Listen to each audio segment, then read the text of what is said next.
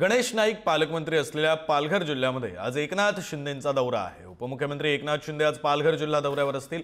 एकनाथ शिंदेंच्या आज पालघर जिल्ह्यात 4 प्रचार सभा पार पडतील। निवडणुकीच्या प्रचारासाठी एकनाथ शिंदे आता ॲक्शन मोडवर आलेले आहेत।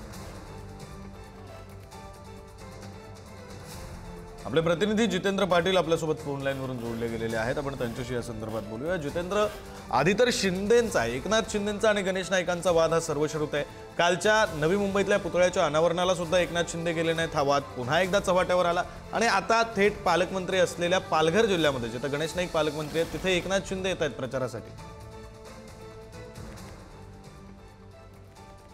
नक्कीच विक्रांत, पालघर जिल्ह्यामध्ये नगर परिषद निवडणुकीची तापती हवा जी आहे ते आपल्याला पाहायला मिळते। जिल्ह्यातील 3 नगर परिषद आणि 1 नगर पंचायतीची निवडणूक आहे आणि त्यासाठी शिवसेना शिंदेगड देखील आता स्वबळावर या निवडणुकीच्या रिंगणात आपल्याला पाहायला मिळते। आज जोरदार प्रचाराची सुरुवात होणार असून उपमुख्यमंत्री एकनाथ शिंदे यांचा पालघर जिल्ह्यात तब्बल 4 ठिकाणी सभांचा दौरा जो आहे तो पार पडणार आहे। डहाणूच्या मैदानावर दुपारी 1 वाजता पहिली सभा होणार आहे।